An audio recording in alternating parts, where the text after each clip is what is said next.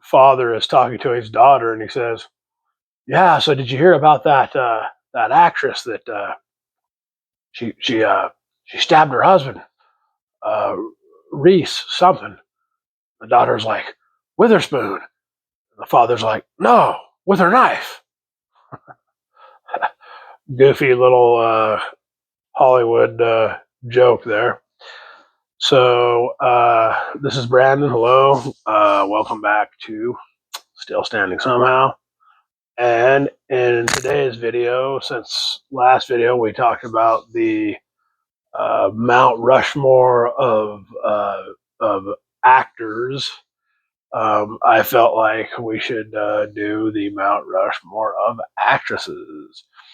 And if you stick around till the end, I'll tell you a couple of fun little Hollywood facts, and I will reveal to you one of the biggest Hollywood icons was that close to dying before uh, he ever uh, made a single film, and this is one of the biggest Hollywood icons of all time.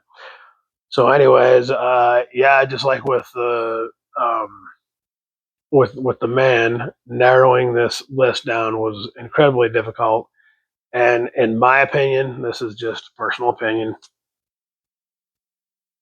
Uh, the women in the golden age of Hollywood, in my opinion, that was the best time for actresses. We've definitely had some really strong actresses, which during the modern times, which I'll mention in my honorable mentions.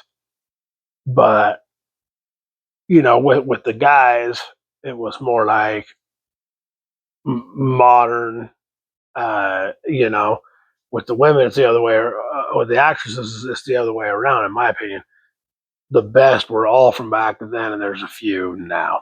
So, anyways, so for my Mount Rushmore, um, let's talk about Elizabeth Taylor. Okay, so not only was she beautiful, not only was she um, an extremely gifted young lady when she first came in. I think her first one of her first big films. She was only like 13 or 14. She was absolutely amazing. Um, she she won two different Oscars. Uh, One for uh, uh, the Butterfield 8. Sorry, I had a brain fart there. She won for Butterfield 8, and of course one of my personal favorites. If you haven't seen this, you really should check out her performance. It is Whatever Happened to Virginia Woolf, one of the best. And let's not forget, this is Cleopatra, for crying out loud, right? Uh, at the time when that movie was released, it was one of the biggest. I think it was the biggest uh, Hollywood production of its time. It broke all kinds of records and everything. There's a podcast out called it's called oh jeez man, I tell you, I'm real prepared today, but it's by uh, Turner Classic Movies. Josh Mankiewicz, or excuse me, Ben Mankiewicz. He narrates it. It's really a, a great podcast. You know what? Let me get you the name of that podcast. Yeah, The Plot Thickens. It's called The Plot Thickens. Go check it out. They have an episode. The whole production is really good. They go in depth with each season. They go at like 8, 9, 10 episodes into some of the greatest. They do one on John Ford. They do one on Alfred Hitchcock. They done one on director that went on to be Peter. He's on the Sopranos. Uh, yeah, Bogdanovich, Peter Bogdanovich. But anyways, they do a season on Cleopatra. You should go check that out. It's a really interesting stuff. But so yeah, Elizabeth Taylor. I would also include on that list, without question. You have to have the great Betty Davis, right? Um, I mean, where to start, right? Just such an icon of her time. She had a span of about 10 years where I swear she was putting out 5 freaking movies a year, it seemed, and every one of them were one after another were just powerhouse performances. And of course,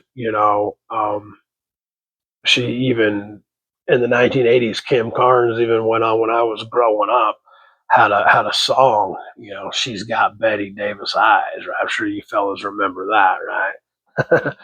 And of course, uh, um, the the Two Faces of Eve.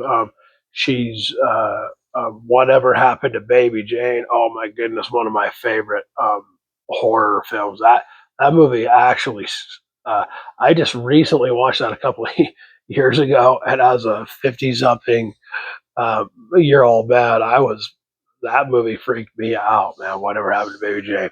Anyways, Betty Davis, one of the best. Love her. Judy Garland. Gotta have Judy on there. Now, for me personally, she's my all-time favorite. Um, there's just no question about it, right? My kids know this. They know I'm a huge Judy Garland fan. I love her to death. Of course, there was the ending for her, which ties into it for me because where she did die at such a young age, I mean, she wasn't Hollywood young, right?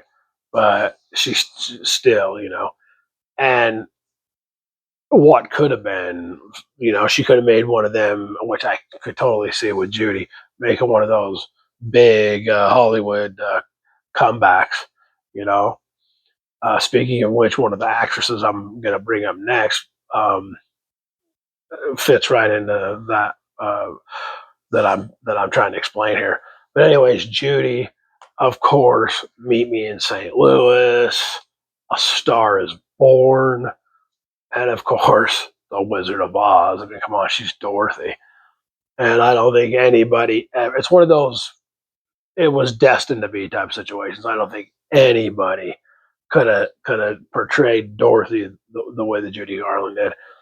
And of course, quick, interesting fact: Somewhere Over the Rainbow, which was, and I just noticed, and I don't know why, but this entire video I've been right up here, but uh, Somewhere Over the Rainbow was uh, voted by the AFI, the American Film Institute. That is the number one movie song or song in a movie of all time. Nothing compares. It's Somewhere Over the Rainbow. And of course, even in her later years, after she'd been battered down from alcohol and smoking and she still could come out there and belt out that tune and just melt the entire audience, right? She had a variety show, yeah. Rest in peace, Judy. One of the all time, truly one of the all time greats. And then, of course, without uh, question, um, I'm gonna do this one a little bit differently. I'm gonna roll back and tell you who the number one for me, the biggest on there should be after I give you my honorable mentions here. And like I said, no disrespect to today's generation and the generation since the golden age, but I just, it is what it is. So, and I could have come up with a much bigger list than this, but I just threw out some of the first few names that came to mind. Of course, I had another one from back then too. I left on the table Joan Crawford. I mean, she was in Whatever Happened to Baby Jane with Betty Davis. Of course, she's Mommy Dearest. What a performance. It's hard to leave her off the list. Diane Keaton, everybody loves Diane, and we just lost her recently, and she's just was you know Annie Hall, just one of the best. Anne Hathaway, right now, she's one of my favorite going. I mean, she's something else. I think by the time she retires, or I wouldn't say retire, but by the time she's older, I think we still have a lot more great performances to come from Anne Hathaway. Sissy Spacek, of course, her rendition of Loretta Lynn was spot on. Won her an Academy Award. Just look at her in Carrie playing that vulnerable, teenager. Meryl Streep. I mean, come on, man. She's probably since the golden age of Hollywood. You could argue that she's the best. One of the one of the only ones that come close to Meryl would be Jodie Foster. Jodie's good. She's up there. So these are all great actresses. It's hard when you have to narrow it down to four. But so for the top spot on my Mount Rushmore, Katharine Hepburn, and it goes without saying, right? Because, well, first of all, she male or female, by the way, she holds the all time record. Right, she's won 4 Academy Awards, and you see how hard it is to even win one. And there's some big shots like Jack Nicholson, um, Daniel Day Lewis, and they've won 3, but it shows you just how hard it is, to win more than one, let alone 4. But the real interesting take on this for me is that Catherine won her first Academy Award in 1934, and she won her final Academy Award in 1981. That's a 50 plus or so year difference. That's just blows my mind. And when I was growing up, real quick, little side note: when I was growing up, I watched her and Henry Fonda and Jane Fonda in on Golden Pond, and my dad liked that movie, and he would play it. And the funny thing is, I didn't really care for the old people; thought they were boring until I got older. I just wanted to see Jane Fonda, of course, because I thought she was hot, even as a young kid. And the boy, because they had a boy about my age that was on there, and he come to stay with the grandparents at their cabin on the Golden Pond and all that. I didn't appreciate Catherine's performance until I got older, and I was like, whoa.